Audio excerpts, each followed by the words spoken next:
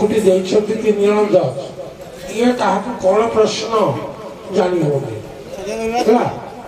दियो बबू ना सब ठक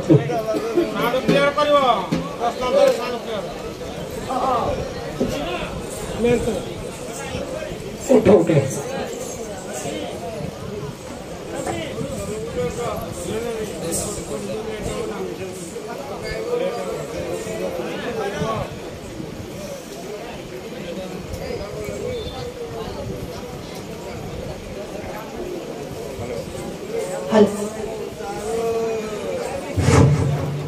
हेलो केउ असुरर शव को लक्ष्मण अयोध्या सिंहद्वार नहीं अन्य राज्य पकाई बहिला दांडी रामायण केउ असुरर शव को लक्ष्मण अयोध्या सिंहद्वार नहीं अन्य राज्य पकाई असुरटा है मोता बड़ी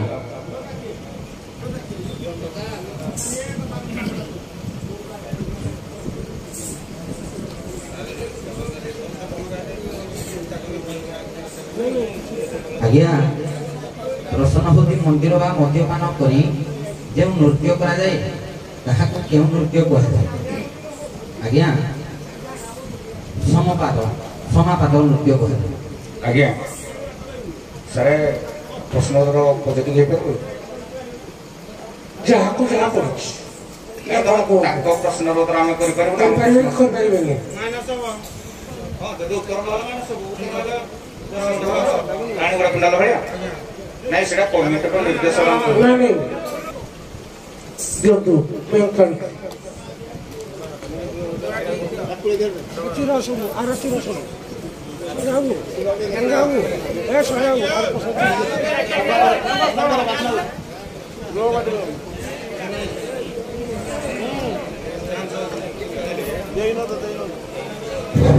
लक्ष्मण सीता रामचंद्र वर्ष लक्ष्मण सीता और रामचंद्र 14 वर्ष वनवास सारी कुशल अयोध्यापुर को फेरवा मां सीता क्या प्रार्थना कर सहस्र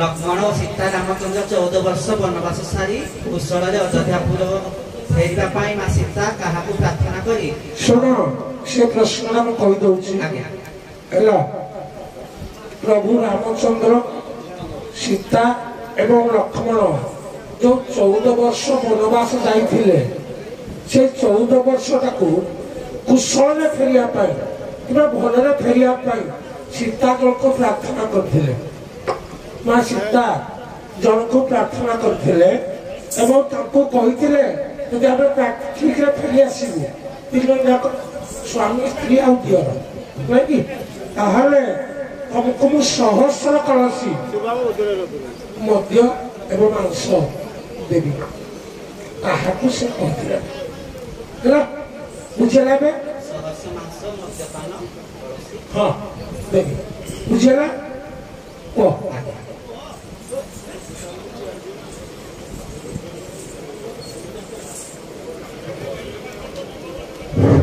आज्ञा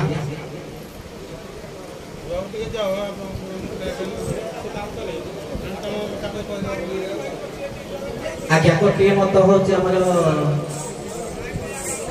आपणकर बही है रामायण एक अन्वेषा आज्ञा बही है रामायण एक अन्वेषा बही हाँ आज्ञा आज्ञा केतुका बा अनुसया केतुका देवी बा अनुसया जड़े अफिसरा इंद्र को प्रीति रे संतुष्ट न होई अन्य जनक संगरे प्रीति करिथिले एहा जाने इंद्र तांको अभिशाप दैथिले मत्यरे जड़े चंडालुणी होई जन्म हेबा पाई से अफिसरा किए ओ से मुक्ति पाइथिले केमिति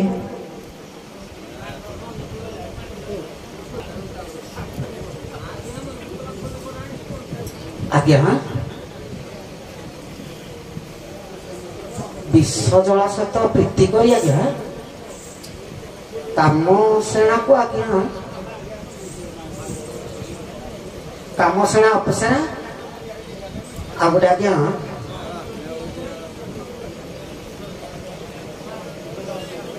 विश्व जला आज्ञा विश्व जला आज्ञा ए माने जन्म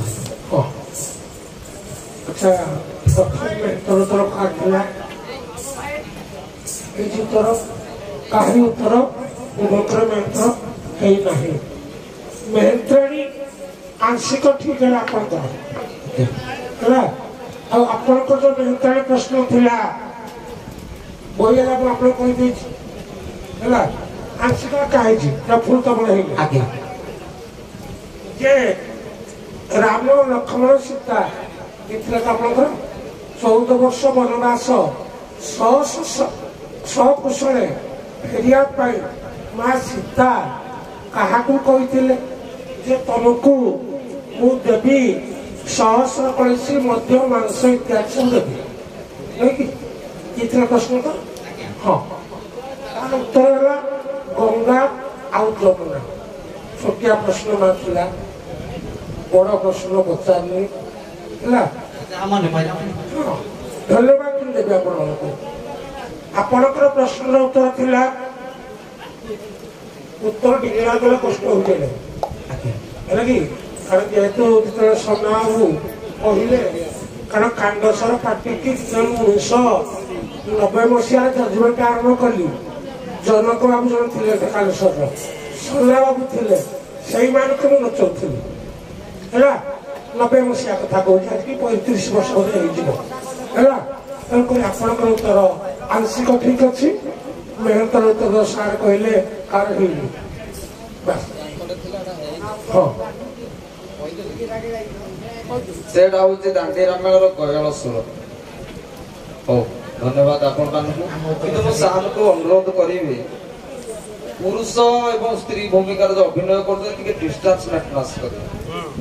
ନହେଲେ ପୁରୁଷ ଉତ୍ତର ଯଦି ଦେବେ ସେ ମଞ୍ଚକୁ ବାହାର କରିକି ଯିବେ ନିଜ ମଞ୍ଚ ପେଣ୍ଡାଲକୁ ଖାଲି ନାରୀ ରହିବେ। ନାଇଁ ଚିଟିଂ ହଉଛି ନାଇଁ ଆମ ଉତ୍ତର ସେ ମୁଁ ଉତ୍ତର କହିବି ମେହନ୍ତର ଉତ୍ତରଟା କରିଦିଅ।